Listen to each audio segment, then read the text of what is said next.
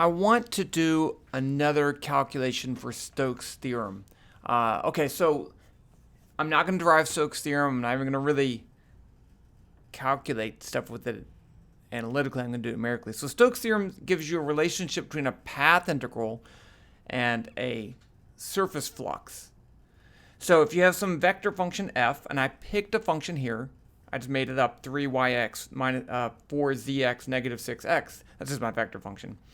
And I integrate that force around a closed path. Here I did it right here. That's a circle in the xz plane. That will be equal to the flux through that surface of the curl of the function. So the curl of f is just the determinant of this matrix, and it gives me this other function down here. I didn't go through all the details because I want to focus on programming. I want to show you something about this. So in the previous video, and I'll link that down below, I actually did this flux calculation. So calculating the flux numerically is kind of hard. How do you break some surface into pieces? And it's not just I need to have a piece size with a certain area. I need to know the normal vector for each one. So if you look at this surface right here, a piece right there has a normal vector that way. A piece over here has a normal vector that way. So you not just have to break it into pieces. You have to find the normal vectors, and you have to have them evenly distributed. I can't have more pieces down here than I have up there. That's not fair. Okay. So what I did was to make a Monte Carlo calculation. So I randomly create points in 3D space, and if they're in this thin shell of a sphere, then I include them and I make a disk, and then I calculate the flux for those pieces. So I find the curl of the function, which is just a constant, it's a function, and then I take the dot product with that function and the unit vector, and I multiply by the piece of the area, and then I add all those up, and I can show that these two things are the same. Now, I did that already. I made this before with a quarter, an eighth of a circle, and now I have a half of a circle, so it's not that big of a difference. I'm going to show you the program. There's a couple small differences, and then what I want to do is to calculate the flux through this flat circle. And then, if I can, I'd like to do it for a cylinder. So if Stoke's theorem works as long as the surface matches the boundary of the path. So if that sphere has the same boundary as this circle, it should work. But also the flat circle would work too. That one won't be too difficult to do. I'm still going to do it with Monte Carlo by creating random numbers. But I'm going to do that, and then I'd like to do a cylinder of some size. But let's do the circle first. Let me show you this calculation, and then I'll do the circle. And we should get the same flux through the circle as we did through the other part. Switching over to Python, and I am going to give you the code because you know I always give you the code. Okay, so first of all, that just looks nice. So there's my half sphere. It looks a little weird just because of the way it's drawn, but and I did two things. I integrated around that path, the yellow circle, and I calculated the flux through the half sphere. And you see I called the path integral W, and I called the flux flux. But you see they're about the same thing. Okay, so really briefly, how does this work? Let's make that a little bit bigger. So the first thing, N is the number of pieces I break the surface into. R is the radius of that. dr, I'm going to generate random points. And I need to say whether they're part of the sphere or not. So I can't say if it has a position of R, because there'll never actually be a position of R. I need some range of values that I'm going to accept on the sphere. So I pick 0.001. You pick whatever you want. dA is the size of each of the little piece that I'm going to draw on the surface of the sphere. Okay, so this function right here, that's just my vector function, and here's the curl function. I took the curl, I took the derivative automatically. That's my phi is my flux. I'm going to start with the flux of 0, and then N is just a counter, so I can count up to 1,000. That's 1,000 circles in there. So this stuff right here, this makes the 1,000 circles on the surface of that sphere. So let me show you how it works, because there's one little bit difference here from the last time I did this. So first, I want to have my counter N work my way up to the total number 1,000. The first thing I do right here is generate a random vector. Now, I'm using the random function in VPython that just gives a number between 0 and 1. So what I do right here, if you look right here, if I have random between 0 and 1 and I multiply it by 2, now that's between 0 and 2. And then I subtract 1. So that means the highest number I could get would be 1. And the smallest number I could get would be 0, minus 1, or negative 1. So this generates a number between negative 1 and 1. A random number between 0, negative, evenly distributed between negative 1 and 1. So in this case right here, in the x values, I can have a box between negative 1 and 1. So that's going to give me a radius of 1 box. And then I do the same thing for the y direction and the z direction coming in and out of the board. So this is going to give me a 3-dimensional box centered cubed with a length size of 2 on each one, because I could go 1 up and 1 down. Now what I want to do is discriminate and only include those ones that fit my definition of a half of a sphere. So what would be true on the surface of that sphere? So right here, here's my sphere. What has to be true on that surface? Well, first of all, its vector position, since the center of it is at the origin, the vector position should be, a magnitude r, but not exactly, right? Because I want to have, it has to be greater than r minus dr, right? That's my thickness, or r, and less than r plus dr. So that's my range of values in that I'll include it as being part of the shell. Otherwise, I just throw it away. I don't even care. Okay. Now, the other thing I need to do is say, okay, I don't want it if it's has a y value that's negative. So that's what this statement right here says. If the magnitude is greater than r minus dr, and its magnitude is less than r plus dr, it has to meet both of those. And it can't be negative, so rt.y has to be greater than 0. If that's true, then I want to draw a cylinder, I want to calculate the flux, and go to town. And so I did this all before. So there's my cylinder, the position, the axis, the radius, and I made it kind of transparent because I thought that would make it look cool. Let's change that to 5. Okay, there you go. It looks a little bit better. And that is 1,000 circles on top of that half sphere.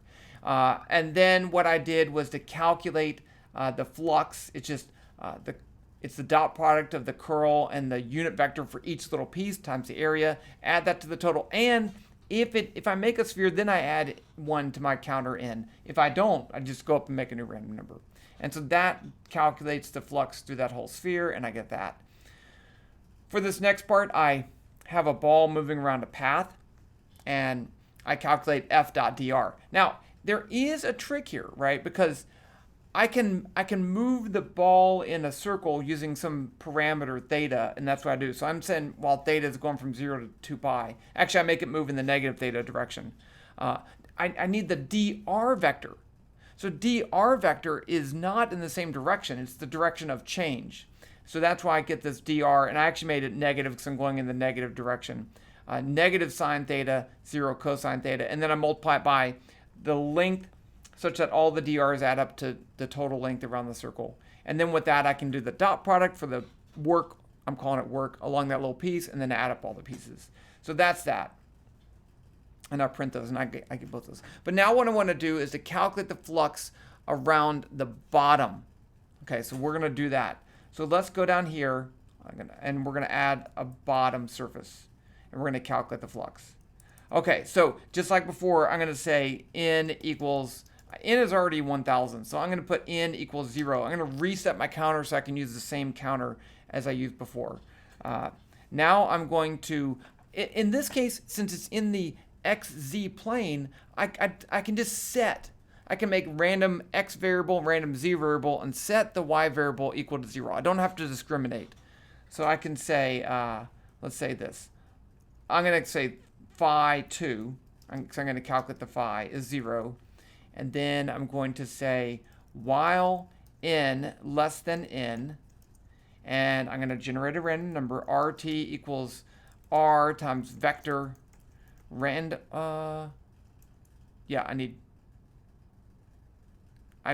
2. So I need 2 times random minus 1. I'm trying to think. Yeah, I need to go all the way across. In the x direction, 0 in the y direction, and 2 times random minus 1 in the z direction. Because this is the z direction in and out right there. So that'll generate my random vector. Now, if mag RT is less than R, then it'll be in the circle. That's all I need, right? It's going to be in the XY plane. I'm going to kick out all the ones that are not in the plane. And if that's true, I'm going to say n equals n plus 1. I'm going to draw a disk. So I'm just going to put cylinder. Position equals RT. Axis equals, what did I do before for the axis? I said axis is dr times, I just use that same dr. dr times norm RT. But this is going to be different. It's going to be dr times, so, and dr is just, ooh, I used dr twice. That's not good. Okay, drr. Let's go up here and say drr equals 0.001. I guess I'll beat that enough. So the axis in this case is going to be this way. I don't have to find the vector, right? I don't have to take the unit vector. It's just that way. It's a flat surface. So all of them have a axis in the y direction. So I can say times vector 0, 1, 0. And let's make these yellow. Color equals color.yellow. So we can see them apart. Yellow. Okay, so let's see if that works. Up here, I'm going to increase this so I don't have to wait for the path integral. And I'm going to run it. Oh, so that didn't work. What did I do wrong?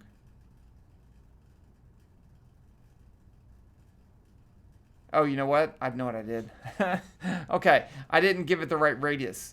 So I made a bunch of cylinders, but they all have a radius of 1.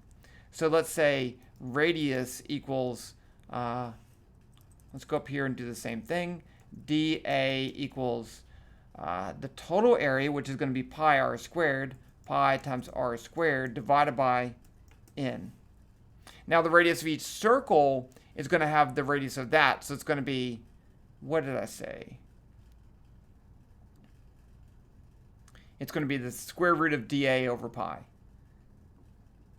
Radius is going to be equal to square root of dA over pi. Okay, that should do it maybe. Yep. Okay, so that, don't worry about the little jagged lines right there because that just went so fast it didn't do anything. But there's my the bottom of that thing, and now I just need to calculate the flux through that. So I'm still going to have, notice I still have the unit vector, the flux vector is in the positive y direction because if my mass is going around that way, then I want to use the right-hand rule. This is my right hand. Okay, so down here I can just calculate the flux. So I'm going to say, just like before, I have the same, I actually have the same function, don't I? d phi, yeah. So I can just copy that. Actually, I can copy this too. Copy both those. And then down here, put them in there. Oops. Okay, let's just check. So dot curl f, which I've already have the curl f function. Norm RT, that's just going to be not. That's just going to be vector 0, 1, 0. Parentheses, right? Because I'm in hat in this case is in the y direction. Okay, and then I should get the whole thing, and then once I do, I can say print flux 2 equals phi 2. Let's see if it works. 0. It's not 0. Okay, let's see. Curl f RT. Did I have that right? Curl f r is, so I'm going to have x equals 0, z equals 0. Oh, so they're all 0. I'm on the x, y. No. I'm on the y is not, no, y is 0. So that shouldn't be 0, but the key thing is I need to have a y component vector, and this can't be y. So that's not going to, 6 is constant. So it's not going to be, it shouldn't be 0. Why am I getting a 0? d phi equals dot curl f rt, okay, that's my vector, vector in the y direction times dA. Ah, that's why, because I didn't put a 2 there. 2, 2, 2. I could just leave it that way. Okay. Phi 2 equals 0. Okay, I think it. Got it. Okay, yes. Okay, so both of those surfaces, and they're not exactly the same because it's random. Okay. Let's see if I can make a cylinder. Okay, let me switch over to the paper because this cylinder is a little bit, I want to make a cylinder with the top, and the top is easy. So it actually is going to have two sides, two pieces. It's going to have a side piece and a top piece. So how do I make that side piece? And let's make it a height of 1. Let's make it a height of 1.5.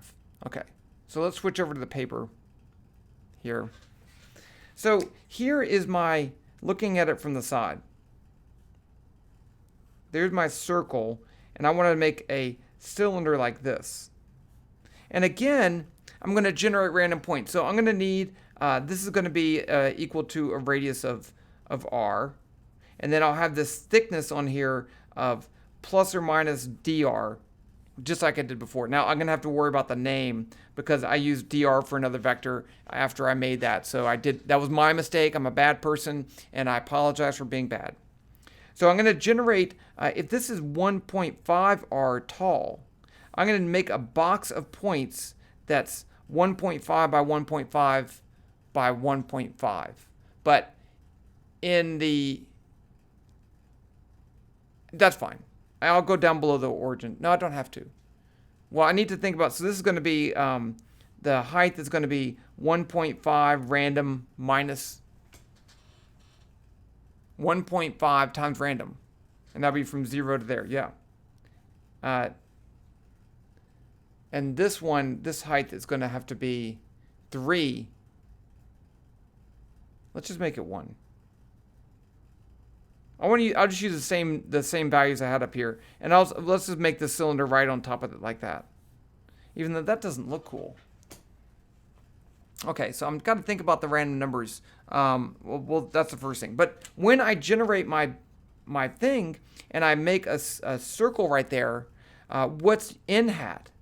In hat is going to be equal to this axis vector. So this will have this is the y direction. This is the, let's see. So I have this vector is my r, but I want that vector right there. So that would be, if I just take r temp is r x rz 0, then that will be the vector right there. And then I can just take the unit vector of that. I think that'll work. And then on the top, I'll need to generate points up here. Let's just see if we can do the side cylinder first. And then we'll get to it. And this is, I'm thinking here about how to make this. I'm not 100% sure what I'm doing. So I do want to make the cylinder a little bit taller. I don't want to make it just 1 tall, right? This from here to there is 1. And I think it'd look weird. I want it to actually look cool. So let's just go down here. And I want to generate a cube that's 1.5 by 1.5 by 1.5. But centered on, let's make it 2. So I want a 2 by 2 box. But I don't want it centered on the origin. I want it centered on the thing. Okay, so I got it. So let's say this. Why isn't it doing that? Okay, so let's say center of the box. And this is going to be the center of the cone of the cylinder too. It's just going to be a vector. So I want to, in the x direction, it's going to be 0. In the y direction, it's going to be, I want the whole thing to be 1.5. So it's going to be 1.5 over 2 and 0 in the z direction. Now let's just test. RT equals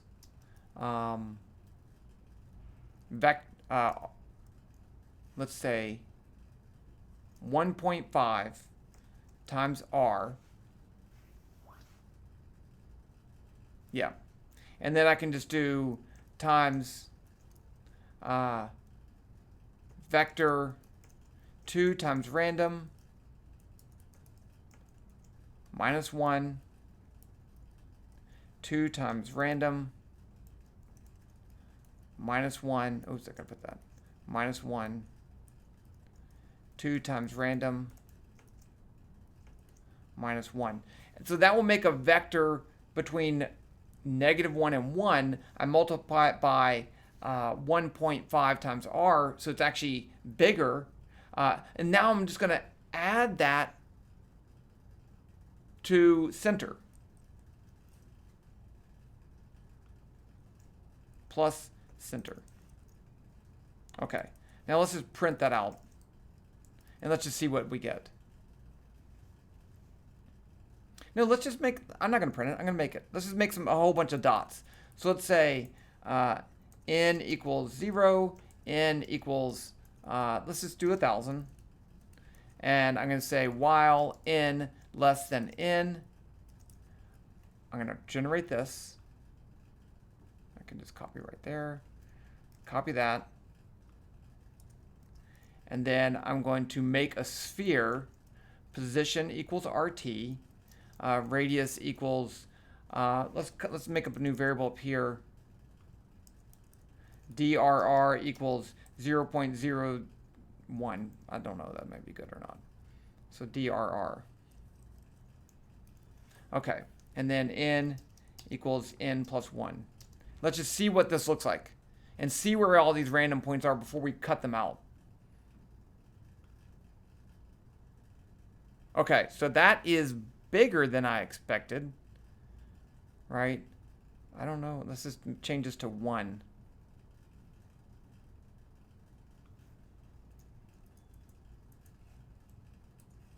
And let's make them a little bit bigger. And then run it. Okay, so now that's too high. That's weird. It is a box. Oh. What the heck did I do? Let's see. So center, let's put, oh, I have a 2 there. I wanted to do divided by 2, but I did 2. Okay, that was bad. Okay, so there's my box. How did they go below that? How are the numbers below? Oh, because it's 1.5. Okay, I think that's fine. I'll just cut those out. 1.5 divided by 2. Oh, because I got rid of the 1.5 up here. No, I did. 1.5. 1.5 times. Oh, I did got rid of it over here. Let's put it back right here. 1.5 times.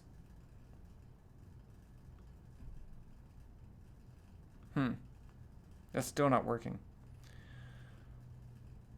Well, you know what? It's fine. I'm just going to cut out. I'm going to cut out anything that I don't want. Okay. Okay, so I'm still generating my numbers. I'm going to generate that random number.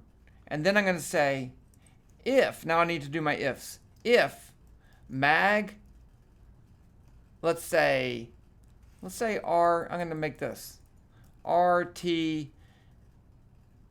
XZ. This is the same vector in the XZ plane. So I'm going to cut out the Y component. So it's going to be vector rt.x 0 rt.z. I know that's weird. If mag rtx y xz, if mag rtxz is greater than, I'm going to make this 1. Yeah, I think that might be too big, but let's do it anyway. Greater than r 1.5 times r plus minus drr, and mag rtzxz is less than 1.5 times r plus drr, then I'm going to make the thing. So I'm going to put this in here and put that in there. And so that would just make that would just cut out, they won't cut out the top and the bottom. Let's just run that and see what happens. Okay. See? I got a cylinder. It is a cylinder? Yeah, that's a cylinder. Yeah, that's pretty cool. Okay, so now I need to cut out the top and the bottom. So I'm going to say and rt.y greater than 0 and rt.y less than 1.5 times r. Let's see what happens then. That's what I want. There's my cylinder. Okay, now I'm going to replace the spheres with pieces. So I need my dA thing again. So dA is going to be equal to the total area around that, which would be 1.5 times r. That's the height of it. And then the length of it's going to be 2 pi r. Oh, yeah, I made it. That's fine. Oh, I didn't make it the same boundary. I just wanted it 1.5 tall. I didn't want it 1.5 wide. So let's just make it all back to 1, because that's just going to make my life easier. So this is going to be 1 divided by 2, which is a half. And then change this to 1. And this one to 1. And this. And this. Because I want, see, the one I have right now does not have the same boundary as the one that yeah. See, programming can get complicated, can't it? Okay, that's good enough. It has the same boundary. Okay, now I can do it. So dr is going to be r, which is the height, times the circumference, which is going to be times 2 times pi times r. And then I want to divide that by n. So that's my size of each piece. So down here, I'm going to make a cylinder.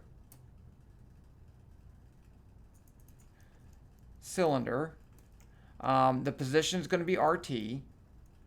The axis is going to be equal to drr times the unit vector. I want it to point away from the origin, but I already made that. That's RTXZ. So it's going to be norm RTXZ. You see that? And then the radius is going to be equal to the square root of dA over pi, just like before. And then the color is going to be color.cyan. Let's just run it like that and see what happens. I mean, you see, this is not physics, this is art, right? Check that out. Okay, that's pretty cool. Okay. I'm happy. So now I can calculate the flux. And let's call this phi 3. Phi 3a. Right? Because, no, let's call it just phi 3. Phi 3 equals 0. That's going to be this third surface. And so what I'm going to do is to do the same thing I did up here. D phi 3 is going to be equal to the cross product, the dot product, I'm sorry, of the curl F of RT with the vector norm RTXZ, right? Because that's that unit vector that points away from the surface. And then I have to multiply that by dA. And then I'm going to add that to phi 3. Phi 3 equals phi 3 plus d phi 3. Okay, let's go ahead and make the top cylinder. So now I'm going to break this into n pieces again. So I'm going to say n equals 0, n equals 1,000. You could change that if you wanted to. I'm going to leave the DRR as 0.01. The DA is going to be equal. Now I'm going back to a circle. So the area is going to be pi r squared. So pi times r squared divided by n. Now I can say while n is less than n. And you could break these into different number of pieces and it's fine, right? Because I'm making sure each piece has the same total, the total area of all the pieces adds up to the same thing. So I could just put one piece on the top. It would have a large area, right? But it would still work. So you can have differential pieces. So I'm going to generate RT equals vector. Now, actually, I can just give it a y value. I don't even need a dr. I can just say the y value is r. I don't need to do that. So I'm going to say r times vector random in the x. No, it's going to be 2 times random in the x minus 1. My r value is just going to, my y value is just going to be r. And then my z value is going to be 2 times random minus 1. Now, how do I include that in the circle? I'm going to use the exact same thing I did for this other circle right here. Phi 2. If that's it. Right? If mag RT is less than R. If mag RT is less than R, then I'm going to count it. So n equals n plus 1. Actually, it's the same as up here. Let's just copy this. Let's see if that works. So I'm going to make a cylinder. The axis is DRR. That's fine. It's still the same number. Times the vector. This area is the same.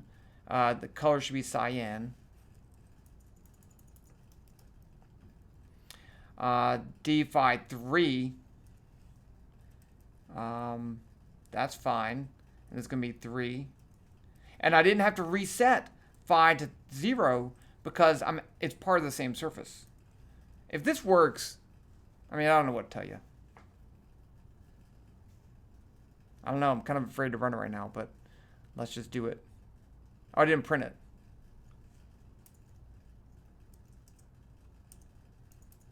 So print flux 3 equals phi 3. Seriously, if this works, it's just crazy. I never even saved it. I copied it from the last program, so. Okay, run it. Something happened. What the heck? It went back to my previous version. Okay. Well, I'm gonna stop. I'm not gonna keep on with that. I'm pretty sure it would work. I'm gonna try to fix it, but you saw the code. You saw it was working. At the very least, I got the... What the heck happened? If I go back.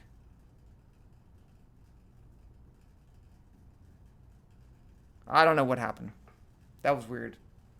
Okay, but you saw the code. You saw it was working. I'm pretty happy with it. At least I got 2 surfaces the same. That third one, I'll work on my own. If I get it, I'll post it as a code down below. But other than that, I'll post the other 2 codes. And that's that.